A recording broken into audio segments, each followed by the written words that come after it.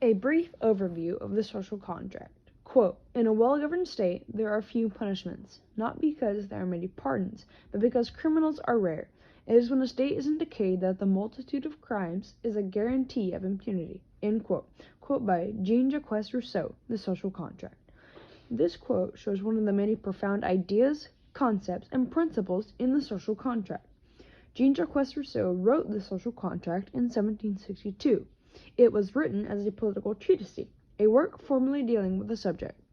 Rousseau was born in Geneva, Switzerland, in 1712, later moving to Montparnasse, Paris, where he lived most of his life, passing away in 1778.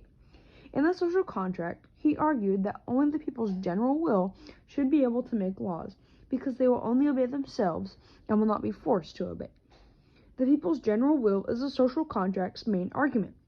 However, the three ideas from this discourse used to create our government were that of a lawgiver, the civil state, and popular sovereignty. The first idea came from a concern Rousseau had about the intelligence of the American people. This brought up the idea that the majority needs a lawgiver who will make laws and a constitution to protect the people's rights.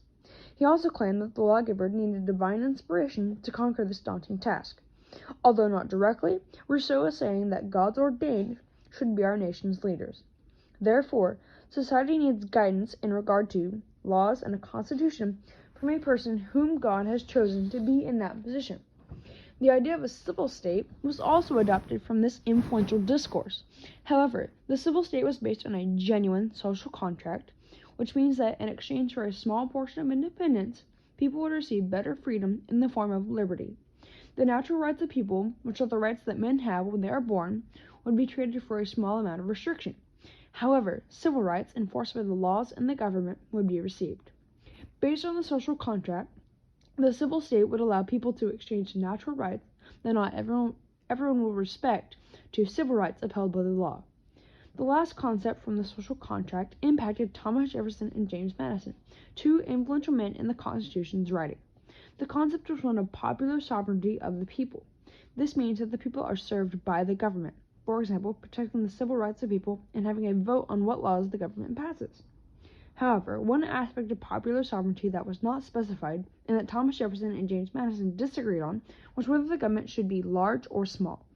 The impact of the social contract on the Constitution outlined the responsibilities of the government. In conclusion, the concepts of the lawgivers, civil state, and popular sovereignty were adopted from the social contract. The concept of lawgivers came from the concern Rousseau had about the people's intelligence, which led to the need for leaders ordained by God. The civil state was the exchange of natural rights for civil rights that would be enforced by the laws the government implemented.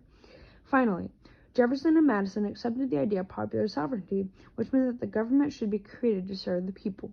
The social contract was a critical document that shaped the minds of the creators of our Constitution positively with essential concepts pertaining to rights and sovereignty.